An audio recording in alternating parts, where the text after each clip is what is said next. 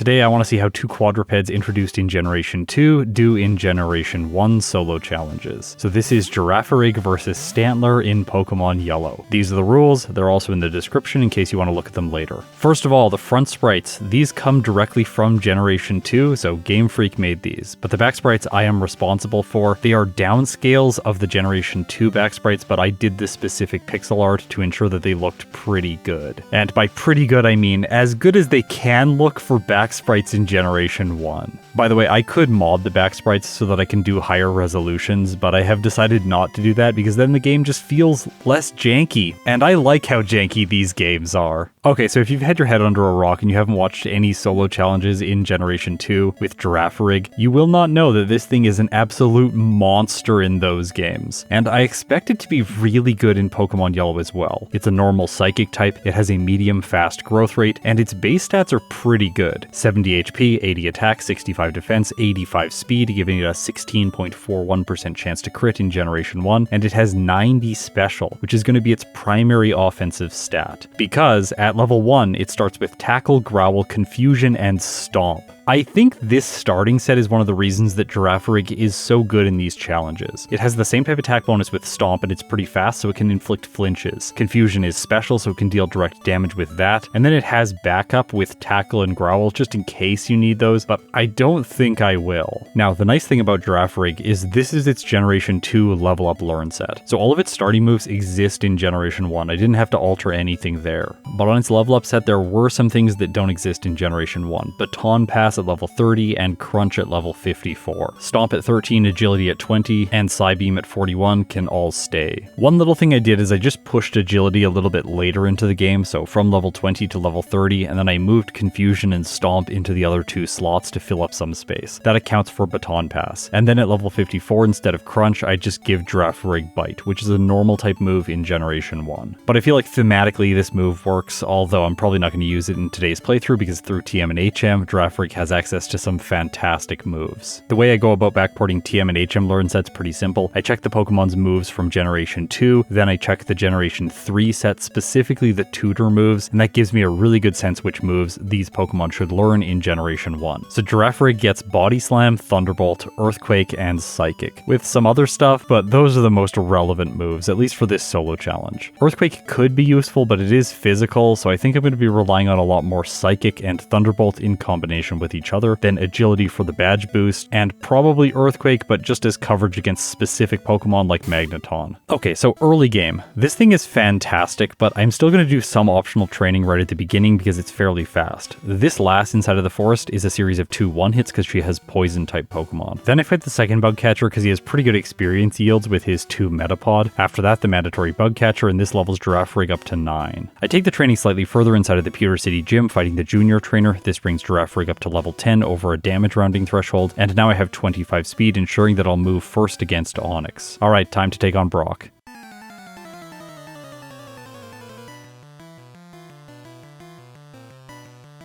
Geodude is up first. I go for Confusion, get a critical hit, and knock out Brock's first Pokemon in a single turn. Will the Onix also go down to a single hit? And the answer is no, unfortunately. I do just over half. It chooses Bide, doing nothing, and then I knock it out. Alright, a simple first gym leader. And that is not what I'm going to say with Stantler's playthrough. This thing is very different, although initially it seems like it should be similar to Girafarig. It's a quadruped, it looks like a normal psychic type, but it's only a mono-normal type. I don't know why it doesn't have the secondary typing. I guess with Weirdeer, they decided after so many years to correct that mistake. It also has the slow growth rate, which in solo challenges is the kiss of death. Its base stats are okay though. 73 HP, 95 attack, 62 defense, 85 speed, and special, giving it a 16.41% chance to crit, just like Girafarig. Now, things go downhill even more when you look at its level up learn set. Tackle at level 1, and then Leer at level 8. And Leer will be useful against Brock, but it's really unfortunate that we only have Tackle. Stomp would have made this much easier, but we're gonna have to wait quite a while to get that move. At level 15, we get Hypnosis, one of my favorite moves in Generation 1. Don't worry, there is gonna be some sleep usage today. I'm sure all of you are ready to get frustrated now. Beyond that, at level 23, Stantler finally gets Stomp. The final 3 moves are Sand Attack, Takedown, and Confuse Ray. I don't think they're gonna be very useful, and yes, just like Girafarig, this set comes directly from from Generation 2. Here's Stantler's TM and HM learn set from Generation 2 and 3, as well as the tutor set, so you can see why I assigned it the moves that I did. It gets Body Slam, Solar Beam, Thunderbolt, Earthquake, and Psychic. Actually, maybe I should mention one more move, Dream Eater, because I can use this in combination with Hypnosis. The TM is fairly accessible in Generation 1. You can technically get it after you defeat Misty, but it takes tons of backtracking to do that, and it's far more advantageous to get it after you get Fly. Still though, I've been burned by trying to use this move in the past in combination with Hypnosis, with Pokemon like Hypno, so I don't think we're gonna see that combo in play today. Alright, time for the early game with Stantler. I'm gonna go into the forest and fight as many trainers as possible, but before defeating all of them, I'm gonna backtrack to Viridian City and take on the rival on Route 22. At level 9, Stantler's fine here. Really the worst thing that can happen is getting hit by Growl from the Spearow and then Sand Attack from the Eevee. Because of this, it is possible to lose here, but Stantler pulls through with a confident victory today. Because I defeated the rival in both early game locations, for Stantler I'm now going to be going up against the Jolteon team, whereas Girafarig is going to be facing Flareon. After defeating the Light Years Junior trainer, Stantler is only level 12, so I backtrack to the forest to fight some wild Pokemon and level up to 13 over a damage rounding threshold. I think this should be enough for Brock. For the Geodude, I'm going to use Leer to lower its defense. After 2 drops, Stantler is doing roughly 1/4 per turn, so Geodude takes a total of 6 turns to knock out. Stantler has a little bit more than half health left over for the Onix. Now I'm hoping that it just goes for Bide a lot at the beginning of the battle, and that is exactly what happens, giving me a bunch of free Leers to drop its defense. Every time it goes for this move, I'm just going to spam Leer so that I take no damage when it unleashes energy. This gets the Onix to -6 very quickly, and then Stantler is doing massive damage. So yes, Brock is not a problem. I take an easy victory over him. So for Brock splits, Girafarig had a 3-minute and 53-second time, whereas Stantler had an 8-minute and 24-second time. That is a difference of 4 minutes and 30 seconds. Stantler is going to have to do some serious work in the next sections of the game in order to have any potential of coming back. Unfortunately for it, things on Route 3 are kind of slow. Only having Tackle means I'm two-shotting most of the Pokemon here. Inside Mount Moon, Stantler doesn't get any relief with another TM like Water Gun or Mega Punch. It wouldn't make sense for it to learn those moves. I take on the optional Super Nerd for some additional experience, and then I grab the rare candy. Now, I think this will be useful. There is another Pokemon that I played a while ago, Executor in Pokemon Yellow, which learns Stomp at a decently low level, but just far enough away that it's inconvenient to train to it in the early game. Ike the Killer used a strategy where he would level up with rare candies to get Stomp as soon as possible to speed up the remainder of the early game, and I think that strategy is going to be relevant here for Stantler. At the end of the cave, I grab the Dome Fossil and then finish off Jesse and James. This brings Stantler almost up to level 18. Now, on my way into Cerulean City, I have to decide, do I want to take on Misty or the rival next? I think the rival makes far more sense. Fighting Misty right now would mean that I would be relying exclusively on Hypnosis. If I can put her Pokemon to sleep, then I could defeat her, but there isn't any advantage of doing this other than getting experience, because I can't learn Bubble Beam. So let's go up against the rival. This one's going to be annoying if I get my attack dropped by the Spearow. Luckily I don't, it just goes for Peck. Now, will I knock out the Sandshrew in 2 hits? Well, I will if Stantler gets a critical hit on the first turn, or at least that's what I was thinking, because then my next attack does not knock it out and Sandshrew uses Sand Attack, lowering my accuracy by 1 stage. Now Tackle has a 62% chance to hit every turn, which is really not good, so I start missing a little bit on the Rattata. It brings Stantler down to 19 hit points before I knock it out and move on to the Eevee. Then it lowers my attack with Growl and starts using Sand Attack. I thought this fight was going to slip between my fingers, or I should say between Stantler's hooves, which don't seem like they would be very good at holding on to things. Although I get a critical hit on the Eevee and I do manage to pull through. But it was really close. Stantler only has 8 hit points remaining. During Nugget Bridge and Route 25, I kept watching my experience and looking for if there was an opportunity to use rare candies to get up to 23 to get Stomp. When Stantler gets to level 21, there is definitely a chance to use the 2 rare candies. I did consider it deeply, and then eventually I backed down from it, thinking that maybe the rare candies are going to be far more important later into the playthrough, so I'll hold on to them for now. The consequence of this decision is that I'm going to have to fight Misty at level 22 without Stomp.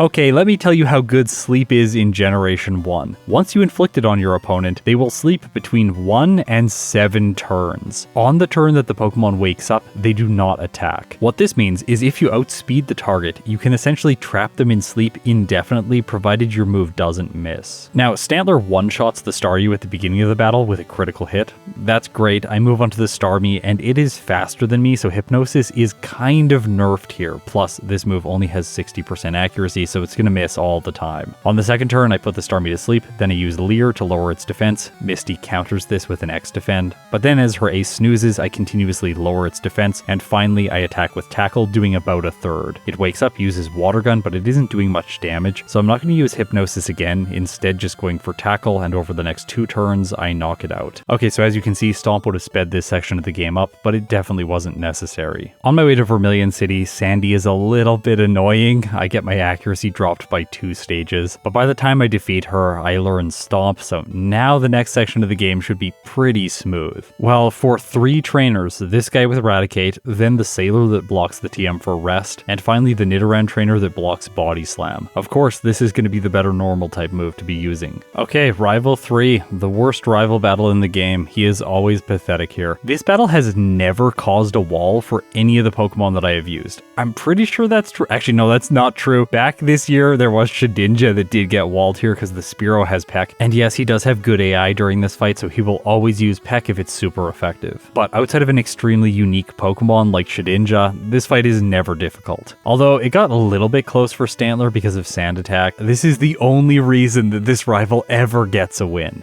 Because he Sand Attacks you into oblivion and you're just not allowed to attack. Okay, with the rival behind me, now let's see how the worst gym leader in all of Kanto does against Stantler. Raichu moves first, hits Mega Punch, gets a critical hit, does more than half to Stantler, and then I use Body Slam, which does more than half. Although it does not inflict paralysis, so Raichu is going to move first. But then with his huge brain, Surge chooses X speed, and therefore Stantler gets a third gym time of 21 minutes and 17 seconds. Okay, let's loop back around to Girafarig.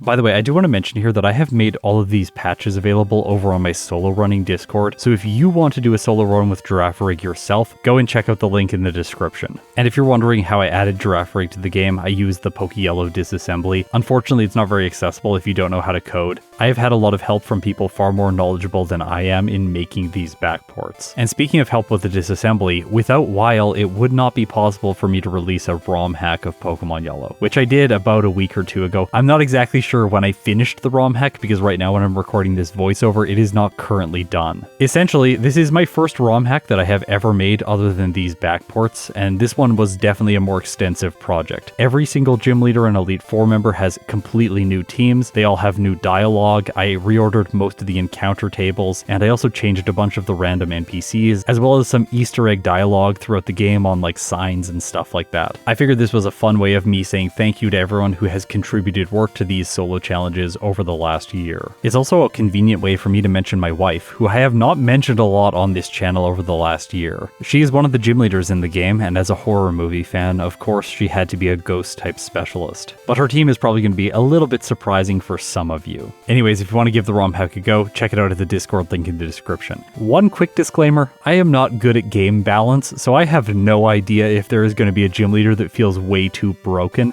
Let me know in the comments or over on my Discord if you run into any significant hurdles. Okay, back to talking about Girafarig. I honestly don't have much to say in this section of the game because with Stomp and Confusion, it wrecks everything. In Cerulean City, I didn't feel like fighting the rival, so I just go straight for Misty. I figured Stomp would be enough to take her out. Unfortunately, Girafarig has a lower attack stat, it's at a lower level, and then Misty uses an X-Defend turn 1 on the Starmie so that I do so little damage every turn using Stomp. Also, Starmie is faster than I am, so it's attacking first every turn. This allows it to chip away with moves like Tackle and Water Gun. Luckily, it does not choose Bubble Beam, and then at the critical moment, right before it knocks out Girafarig, it goes for Harden. And as a result, I take a victory over Misty when I really didn't deserve it. Having access to a special move makes the rival on Nugget Bridge very simple. Girafarig is able to outspeed and one-shot all of Sandy's Pidgeys, so I never get hit by Sand Attack, and on the SSN, in order to play safe, I pick up the TM for rest. Of course, just like Stantler, Body Slam is going to be the go-to move from this point on in the playthrough.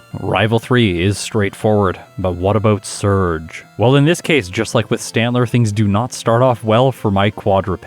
Raichu goes for Thunderbolt, gets a critical hit, and brings Girafarig down to 17 hit points. But this time, my Body Slam inflicts paralysis. Therefore, Girafarig is able to move first and finish the Raichu with another Body Slam. It gets a Surge split of 14 minutes and 6 seconds. Comparing these two results now does not make things look good for Stantler. It has fallen even further behind. The gap is now so wide that it's a store where you used to buy Pokemon cards. By the way, now I see Pokemon cards in tons of locations like London Drugs and Walmart. If as a kid you had told me that I could go to all these different locations and pick up packs of Pokemon cards and they would never be sold out, I would have told you that you were crazy. With Surge defeated, I have an interesting choice to make with both of these Pokemon. Do I want to teach Thunderbolt right away or hold it for later in the game? Sometimes moveset flexibility throughout the mid-game can be advantageous, and then using Thunderbolt prior to Lorelei ends up being the better strategy. As an example of this strategy, I used it with Porygon. I found that teaching Thunderbolt prematurely in that run just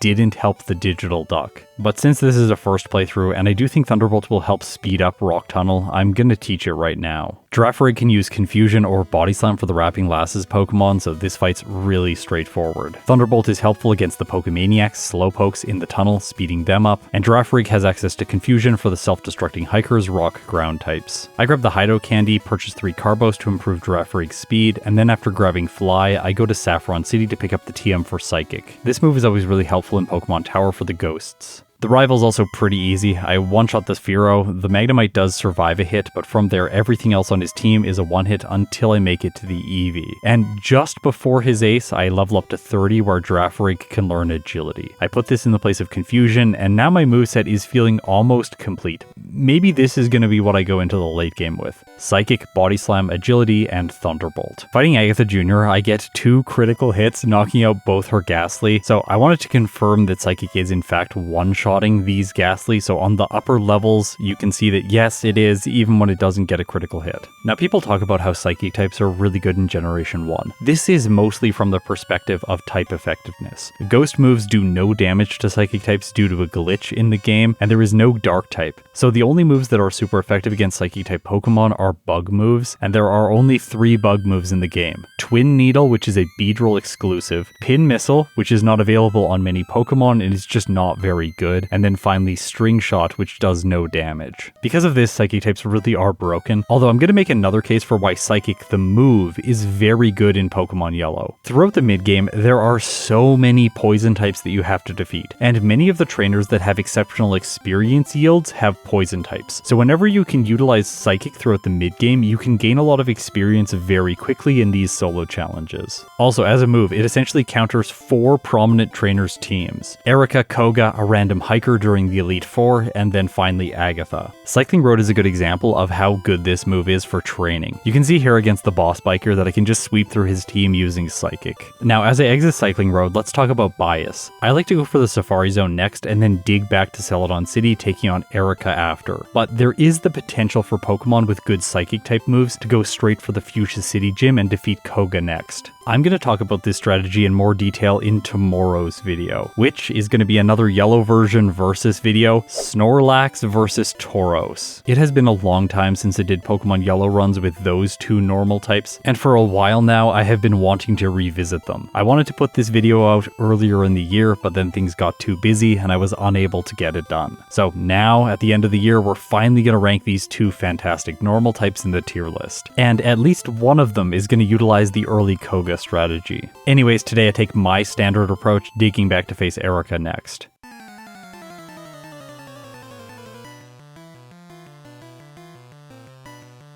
Tangela, I miss a Psychic because of a Gen 1 miss on the first turn, which is unfortunate and annoying. Luckily, the Tangela does not hit with Bind, wasting my time. My next Psychic does more than half. Tangela uses Constrict. It does not drop my speed, and then I knock out her lead. Weepinbell goes down to a single hit from the same type attack bonus move, and so does the Gloom, so Erica was really simple. Okay, Fuchsia City Gym. In here, this tamer has fantastic experience yields. He's a good example of why Psychic is such a fantastic offensive move, move for training. You can one-shot both of the Arbok and usually one-shot the Sandslash since its special stat is not that outstanding. Also, Girafarig as a Psychic type has a unique advantage over most of the Psychic types that were introduced in Generation 1. They all don't really do well as physical attackers, with one exception being Drowsy and Hypno, which do okay because they have Meditate. Girafarig's normal type in combination with Brock's badge boost and its decent physical attack means it can get through special walls like this Hypno fairly quickly. Okay, with the mandatory jugglers out of the way, now let's take on Koga.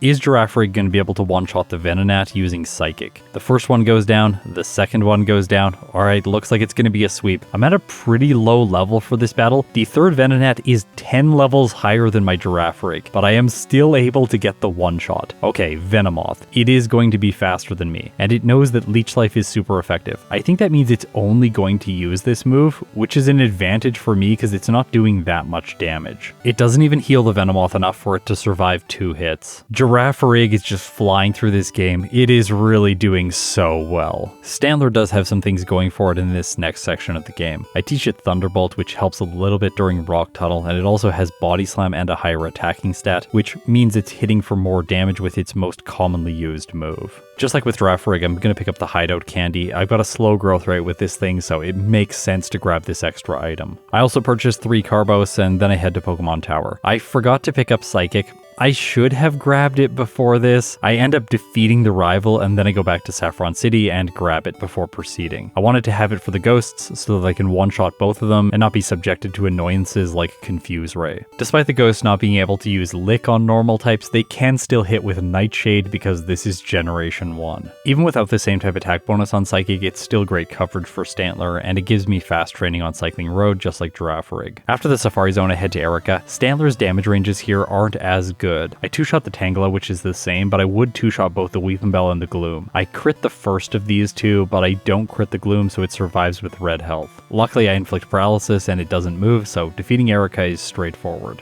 But Koga is where things start getting a little bit messy for Stantler. It's only level 35, without the same type attack bonus and with lower special, it is not able to one-shot the Venonats, even the first one. From here, I'm going to use Body Slam to hopefully paralyze, prevent some attacks, and preserve my health for the Venomoth. But I'm still quite low by the time I make it here, and Stantler does not resist Psychic, so that's it. Now, I will admit, I've been kind of down on Stantler so far in this playthrough, but it's doing really well. This is the first reset of this entire video. I tried Koga again. This one goes worse. I get put to sleep by the Venonat, and then it hits me for free a couple times before I take it down. Luckily, no Toxic this time, so I thought I was going to make it to the Venomoth with green health, but then the third Venonat uses Double Edge and takes me to orange before the Venomoth comes in. Because I'm a normal type, it's not always going to choose Psychic. Instead, it's going to randomize its move selection. This time it chooses Leech Life, which does way more damage than I was expecting because of a critical hit. Stantler does survive. I go for Body Slam, hoping for paralysis. I also do less than half. I don't get the status condition, and that's that. I tried 2 more times, and both of them end in defeat for Stantler. So that is 4 resets to Koga, before I finally put my tail between my legs and leave the gym to try something else. I thought Sylph made the most sense because there's a bunch of trainers with good experience yields here, so they can grind Stantler up to a higher level. By the time I've defeated most of the trainers with good experience yields, I'm level 39, so my target level for Rival 5 typically is 40. Maybe Stantler can pull it off now. I Body Slam the Sandslash, it does less than half, so I guess I should be using Psychic here. With it, I am not able to 2-shot. It looks like I'm gonna have to 3-hit this thing, which is unfortunate. But from there, the rest of his team should be easier. He has a Ninetales, I crit with Body Slam, getting a 1-hit.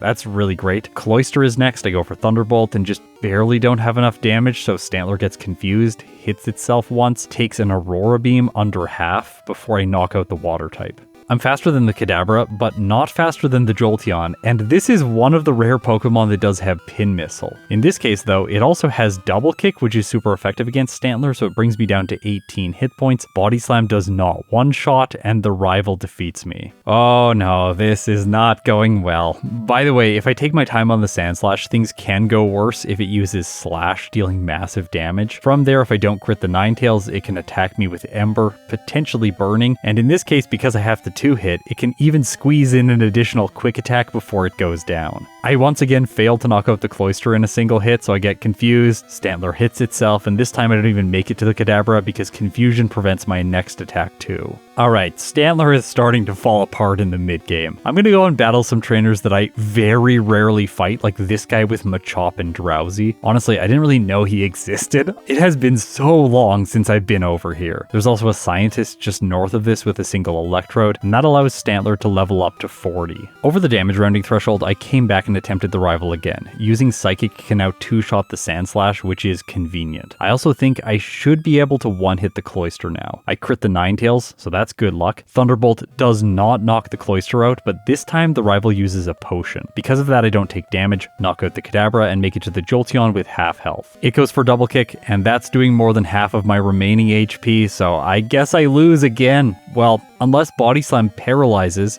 and as a result, I can move first and knock the Jolteon out. With pure luck, Stantler makes it by Rival 5. Giovanni is easy, even though the Nidoqueen has double kick. It's nice to have an easy battle in the mid-game with Stantler right now. With him defeated, I head back to Koga to see how this is gonna be. I can now one-shot the first Venonat, the second Venonat, but the third one survives on a sliver. It misses Toxic, and then I finish it, so I have almost full health for the Venomoth. I go for Body Slam, it hits Psychic, not doing enough, and I can 2-shot, so Koga's defeated. I do a little bit of optional training to level Stantler up before Blaine. Although this is slow going, even fighting trainers with good experience yields, Stantler's only level 44 by the time I'm ready to take on Blaine. I was feeling pretty worried.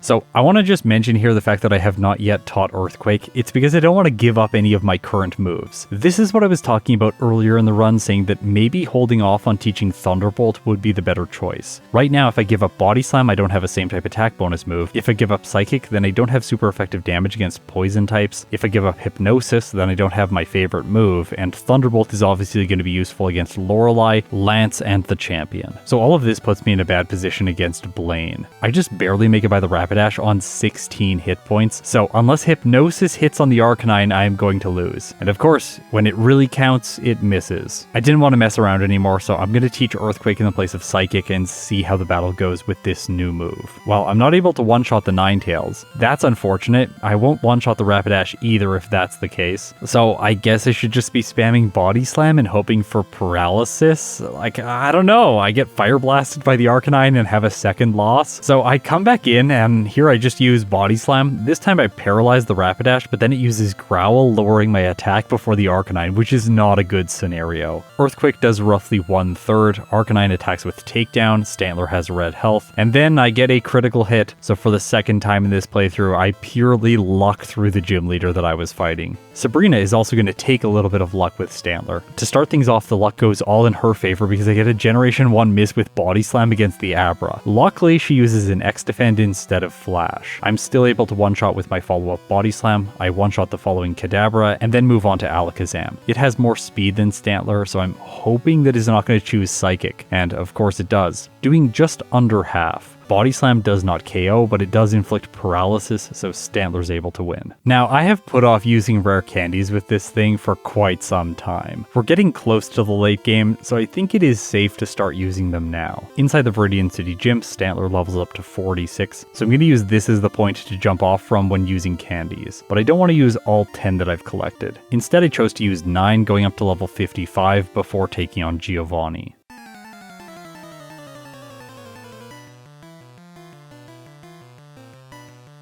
Stantler outspeeds his entire team. Body Slam one-shots the Dugtrio. Persian survives, sets up Double Team, Stantler misses, and the annoying Normal type continues its setup with Double Team. Luckily though, before it attacks, I am able to knock it out. Now I went into this fight slightly damaged, but I figured I would have enough damage with moves like Earthquake to be able to knock out the Nidoqueen and Nidoking very quickly. They do have Double Kick, which is super effective, and it's especially scary if they get critical hits. But Stantler is also especially scary if it gets critical hits, knocking the Nidoqueen out in a single turn. Nidoking King is next. It's slightly less defensive, but Stantler gets another terrifying critical hit here. So all that's left is Ride On. Earthquake does half, and then I need to mention the sponsor of this video, Guard Spec. Have you ever seen this item and just wondered what does it do?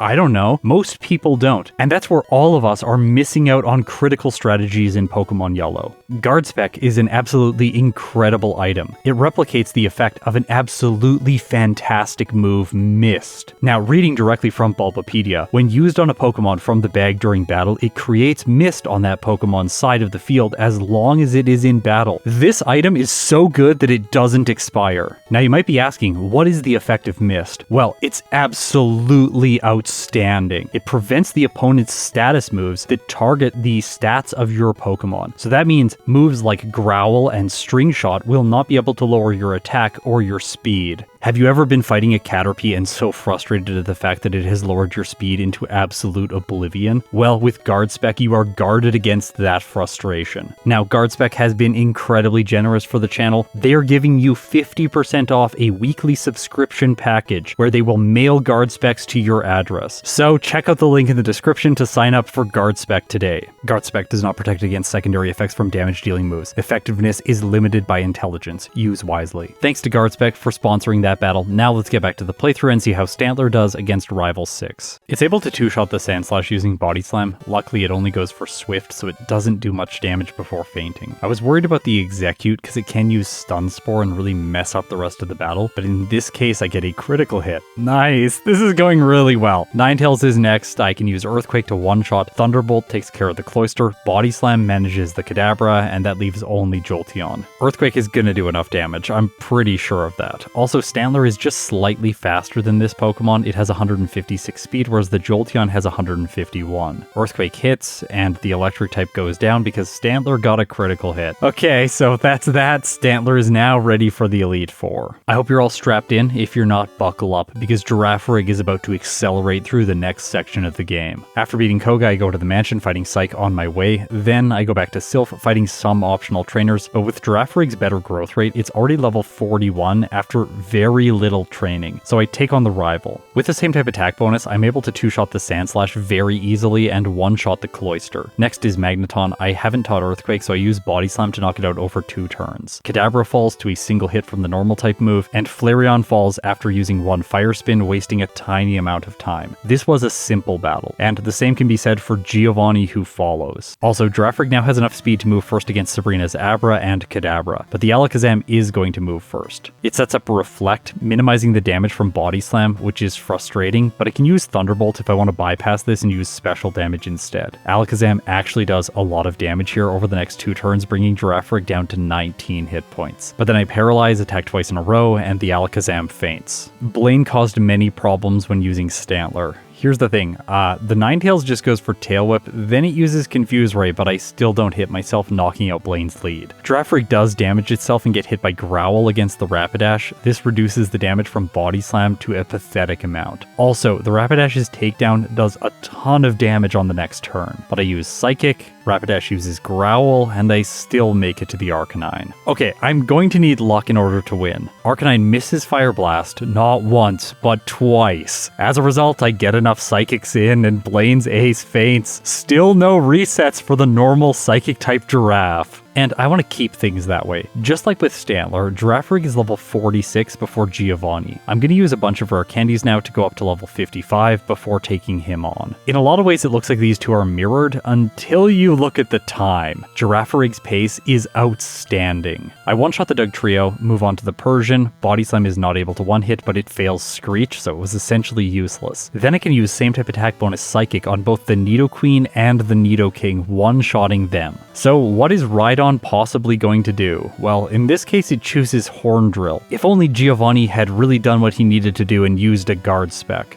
Without the item, Rhydon does not have the protection that it needs, and as a result, Psychic 2-shots. Okay, rival before the league. Psychic 1-shots the Sandslash. That's really good. I crit the Execute just like Stantler. Thunderbolt crushes the Cloyster. Then on the Magneton, things slow down a little bit, but it just attacks with Thundershock. I was a little bit disappointed because this does inflict paralysis. That's only a 10% chance. Still, I can use Agility to counter out the speed debuff on the Kadabra, which can't really attack me for much damage since it only has Psychic type moves. I knock it out, move on to the Flareon, and while it does strike with Flamethrower, it doesn't do enough damage, and so even with the status condition, Girafarig still gets a win. Just like in Generation 2, this thing is crushing Generation 1. I wonder how it's going to do in Generation 3 and beyond. I think that it's always going to be a very good solo challenge Pokemon. Starting with Stomp in Emerald is going to give me a solution to Calvin's Poochyena, which means Girafarig is going to outperform other Psychic type legendary Pokemon, because Latios really didn't have much available to it last week. Okay, so this thing's been completely dominant. I am not going to fight trainers in Victory Road and just go straight for the Elite Four and see if Girafarig can keep up its spree.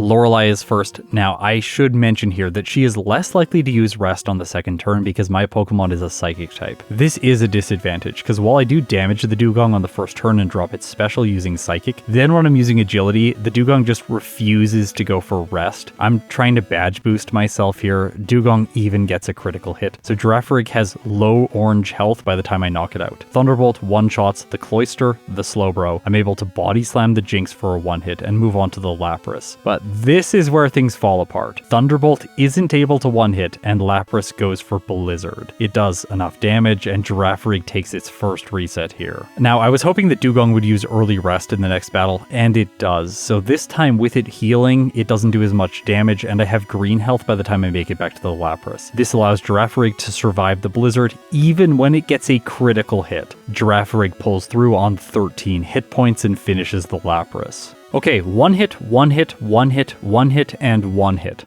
Now it's time for Agatha. The normal Psychic type feels designed to absolutely flatten ghosts in Generation 1 and 2. So I think it's no mistake that Girafarig is provided to the player around Ecruteak City. You can use this Pokemon against Morty if you really want to, and I think that makes a lot of sense. It functions similarly here against Agatha. It can't take damage from Ghost type moves, so it can never be paralyzed by Lick, which is an advantage. It also takes very little damage from her Psychic type moves. So Hypnosis and Dream Eater won't do well against me, and the final Gengar's Psychic isn't going to do much damage. Because of that, the only real path to victory that Agatha has is using moves like Confuse Ray for status conditions, or potentially some other niche moves like Mega Drain or Wing Attack, but all of those are not very good. Also, I have super effective damage with Psychic on all of her Pokemon. While the Golbat does survive and get to attack with Wing Attack, it deals pathetic damage, and from there, Girafarig Psychics everything and makes it to Lance. Now, I went into this fight with my current set, Psychic, Body Slam, Agility, and Thunderbolt. Like I said, I think this is going to be the final set,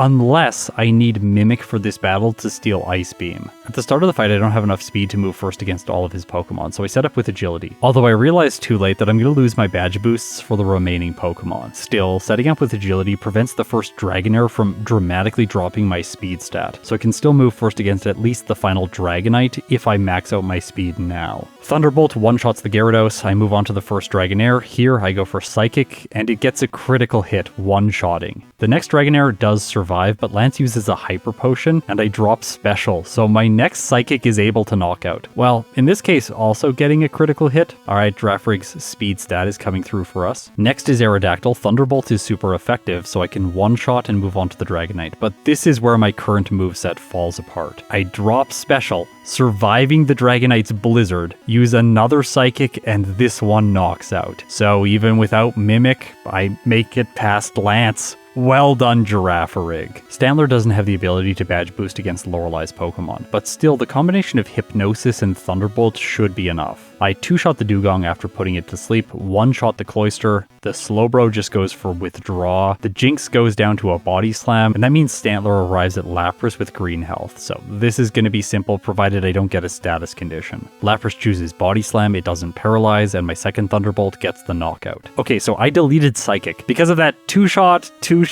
one-shot, two-shot, Stantler gets brought to orange health before the Machamp. Okay, I'm gonna use Hypnosis and put it to sleep in case it chooses Submission. Luckily, the sleep-inducing move works, and I'm able to two-shot. Agatha, I don't need Psychic for this fight. Earthquake is better against the ghosts. The fight looks very similar when compared with Girafarig though, because I still 2-hit the Golbat. Outside of that, it's all 1-hits, and I make it to Lance. Prior to this fight, I used 2 remaining rare candies to bring Stantler up to level 62, and then I jump into the battle. Without the ability to set up, I attack right away with Thunderbolt and one-shot the Gyarados. Then I use Body Slam on the Dragonair, and it hangs on. Luckily, it does not choose Thunder Wave, instead going for Thunderbolt. It does a tiny amount of damage, and then I knock it out. Okay, Dragonair number 2. This one, Stantler gets a better damage roll against. Without a critical hit, it is capable of one-shotting. Thunderbolt is just barely not able to one-shot the Aerodactyl, but Lance replaces its move using a Hyper Potion. This gives me a chance to roll for damage again, and this time Stantler gets a critical hit, so Aerodactyl falls and I move on to the final Dragonite. I felt like Hypnosis was the safest play. I'm saying this is my feeling. I felt like Hypnosis was the safest play. In this case it misses, so apparently not the safest play. I get hit by Blizzard, luckily no freeze, then Hypnosis hits, and from there I'm able to use Body Slam, does less than half, Dragonite continues snoozing, and Stantler crits. Okay, both of these Pokemon only have one battle remaining. Let's just quickly check in with the splits before we go into this one. Girafarig was able to beat Lance with a time of 41 minutes and 58 seconds. This is an incredible time. Stantler, on the other hand, was able to beat Lance with a time of 55 minutes and 55 seconds, which numerically is really satisfying, but the time overall is not that good. Right now, Girafarig is poised for a sub 45 minute first playthrough, and Stantler looks like it's going to get a sub hour time. Hopefully, the champion is not going to dish out a lot of resets to either of these Pokemon.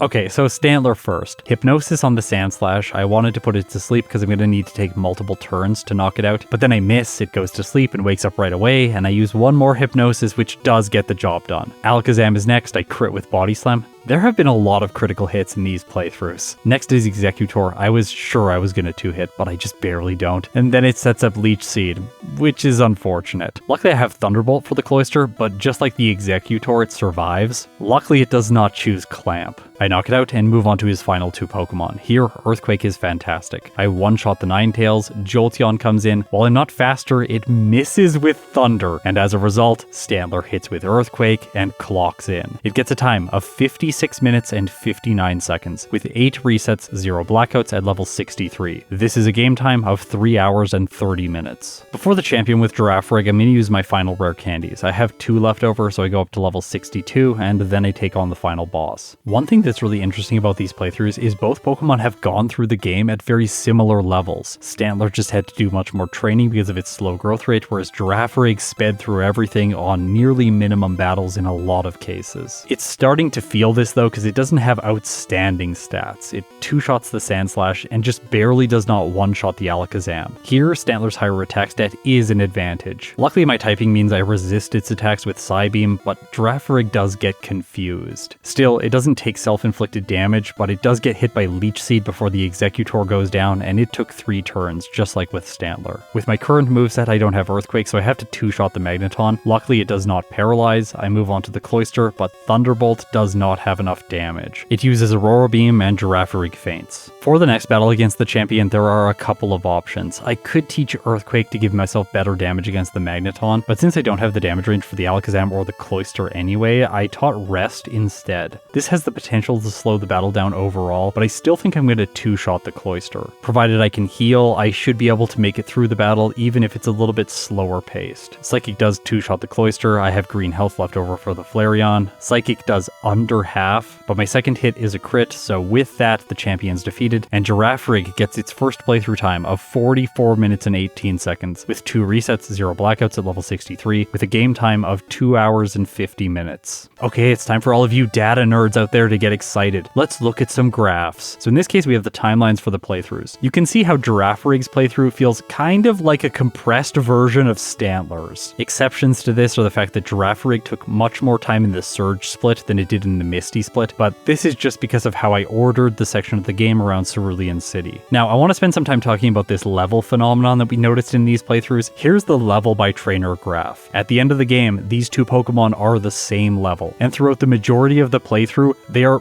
basically on par with each other, being 1 or 2 levels apart. The only major difference is the fact that Stantler levels up a lot more in the mid-game, and there are some splits that are out of order. That's why Stantler's slope goes down at some points. We really get a sense for how these playthroughs were different when we look at the time graphs. So in terms of game time, you can see that Girafarig beats the game at an overall lower time. It is never behind Stantler. And this graph is essentially mirrored when looking at real time. Here are all the splits from the playthroughs, and by the end of the first playthrough, Girafarig was 12 minutes and 40 seconds ahead of Stantler. When I was a kid, I used to play the game cribbage with my grandpa and my father. In that game, there was a term called skunked. This is when a player fails to reach 91 points before their opponent reaches 121 points. Essentially, you just lost by a massive margin. I think it's appropriate to say that in the first playthroughs, Stantler got skunked. Or maybe to be a little bit more on brand, it got stunkied. Oh my gosh, I actually really like this term, stunkied. It's really cute, but also could be useful in the future when other Pokemon don't compare particularly well in solo challenges. Stunkied.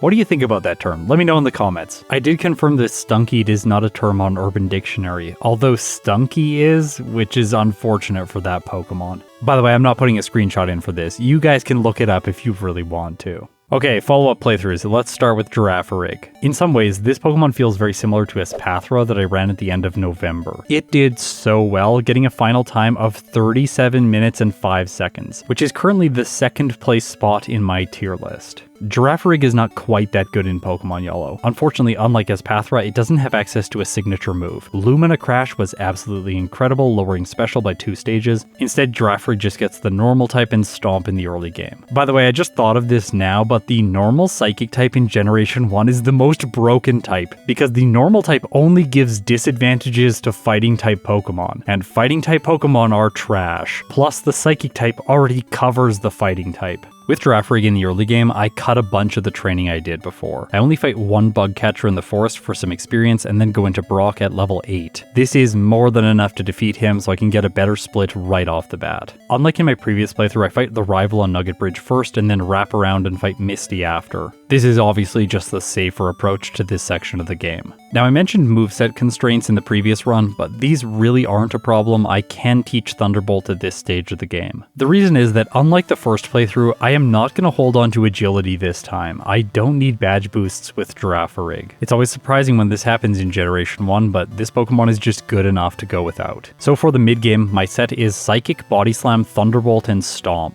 Like last time, I fight Erica before Koga, and I am doing some training on trainers like these tamers inside of the Fuchsia City gym. My target level for Koga was 38 so that I can one-hit all of the Venonats and two-shot the Venomoth. I complete Sylph next, and this is the first unfortunate damage range for Girafarig. I have to two-shot the Sandslash unless I use rare candies early on, and I wanted to save them for a little bit later. Because of this, I'm exposed to Sand Attack, which is really the only way that I'm gonna lose this fight. That's what happens here. Once I make it by the Sandslash, if my accuracy is dropped, then I'll one-shot the Cloyster, I'm gonna two-shot the Magneton, one-shot the Kadabra, and two-shot the Flareon. They all can't really do that much to Girafarig. One potential update for my moveset here could be teaching Earthquake in the place of Stomp, but I didn't want to add it to my set because I figured just 2 extra turns in battle would be roughly equivalent to, or slightly less time than opening the menu and teaching the move. And it helps against Magneton and Flareon, the 2 Pokemon that I don't need help against. If I could have Ice Beam for this fight, that's what I would really want. One-shotting the Sandslash would help.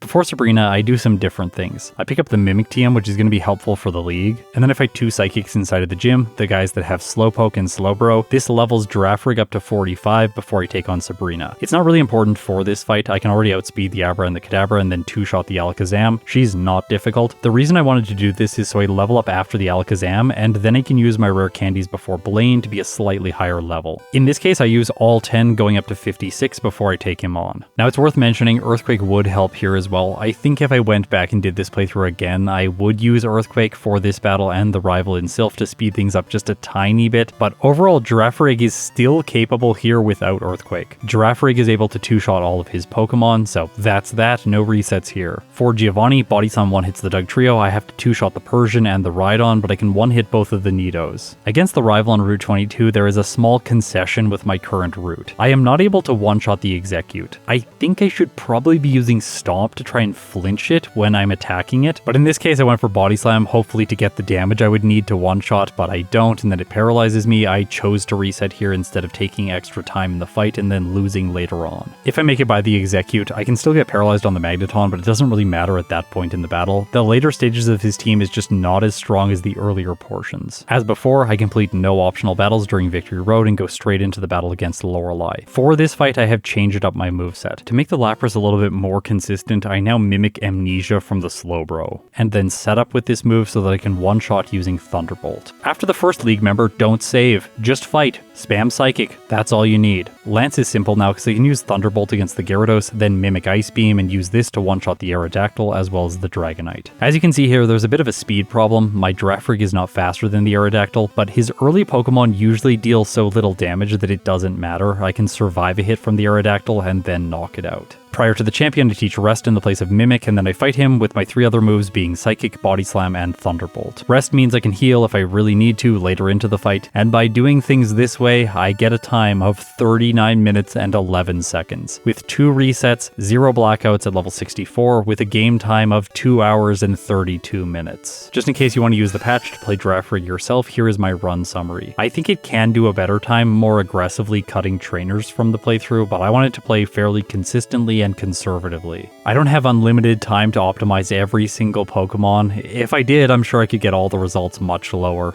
There are currently no Pokemon ranked in the tier list that I think couldn't go faster. That should be a standing assumption for every single playthrough. There is always room to improve these things. But still, this current time with Girafarig is outstanding, even though I was playing a little bit conservative. Okay, let's talk about Stantler now. Leveling to 13 for damage rounding is nice against Brock, but it's not strictly required. There's actually a good benefit to going just to level 12. This reduces Geodude's damage output by 1. And that lets Stantler have more health for the Onix, and then it can just use Leer to increase its damage rather than needing the damage rounding threshold. But I also want to minimize training throughout the mid-game, so I did not decide to go for the Rare Candy Stomp strategy with Stantler. Instead, I play the early game and early mid-game largely the same as I did last time until I arrive at Koga. Before him though, I have to note where Stantler gets its first reset in this playthrough. It is to Lieutenant Surge, which is very unfortunate. These resets are always fast though, no need to restart. Okay, now let's jump ahead to the Fuchsia City Gym, because something else unfortunate happens here. I end up getting a reset while training against this tamer because of paralysis. This occasionally happens, it's annoying when it does. Luckily the blackout doesn't cost too much time. Anyways, what I want to do here is train up to level 36 inside the gym, so that then I can use 4 rare candies to go up to level 40 before fighting Koga. This level makes him easier, but still not a guarantee. Psychic has a 1-hit on his first Venonat, but a 67.8% chance on the second one, and only a 22.8% chance on the third one. I do have a decent damage roll against the Venomoth, a 67.3% chance to 2-shot. And if I get paralysis, then I'll squeeze in another turn before it moves. I think the best way to describe these two Pokemon is it feels like Girafarig has wiggle room. It can get good times even with conservative play. But with Stantler and the slow growth rate, my experience has been that slow growth rate Pokemon do not get good times if you play conservatively. The Rivalin Sylph is a decent example of this, but not the best in the playthrough. I have to 2-shot the Sandslash, 2-hit the Ninetales. I can fail the damage range on the Cloyster, but then I 1-hit the Kadabra and 2-hit the Jolteon. The better example of compromise comes after Sabrina is defeated when I face Blaine. I could have used rare candies before this battle, but I decided not to, instead relying on Hypnosis against the Ninetales and then the Arcanine. And this is where I should state something. Stantler can probably beat the game after Brock on minimum battles if it relies exclusively on Hypnosis to solve every problem. So you could cut a bunch of training and make this time better, it would just be very unreliable. One of the things about these solo challenges is that it tends to not be a good viewing experience if the player is relying exclusively on luck, so I try to avoid that in my runs. Also, relying exclusively on luck will bloat the total amount of time that it takes to get a playthrough you're satisfied with. My goal is to beat every main series game with every single species. If that is my goal, I cannot spend like 3 to 5 days just grinding out Stantler runs hoping for Hypnosis luck. Because of these logistical strains, Stantler is at somewhat of a disadvantage because its best move really is Hypnosis for speedrunning. Here's the thing though, it's actually a really capable Pokemon even if played slightly more conservatively as I am here.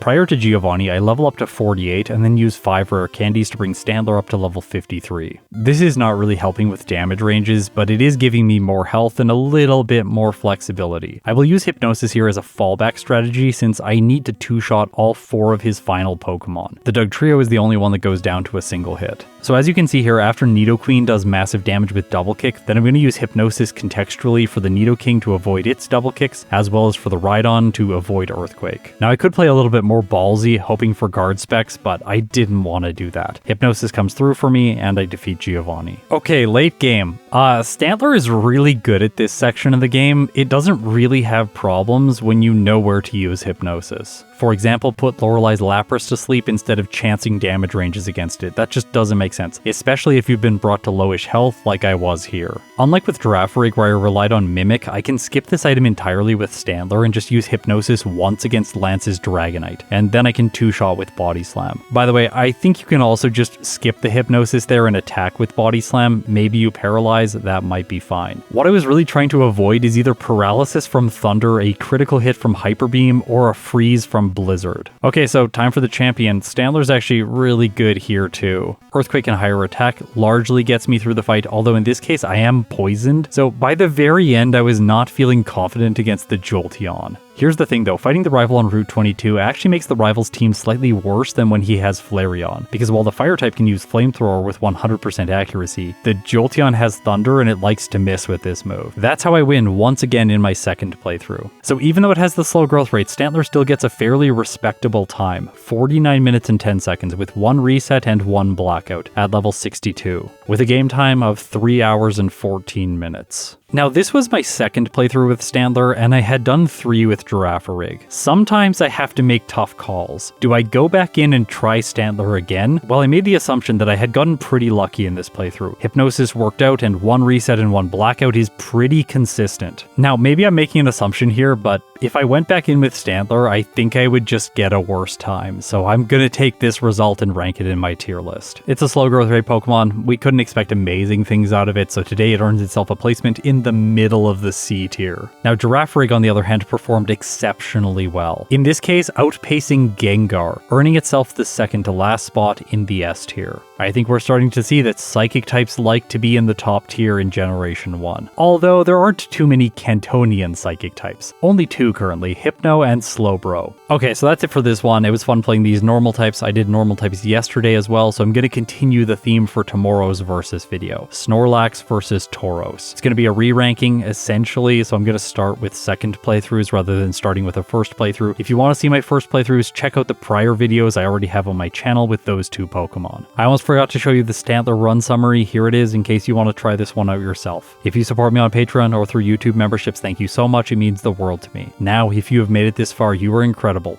Daily December continues tomorrow. I'll see you then.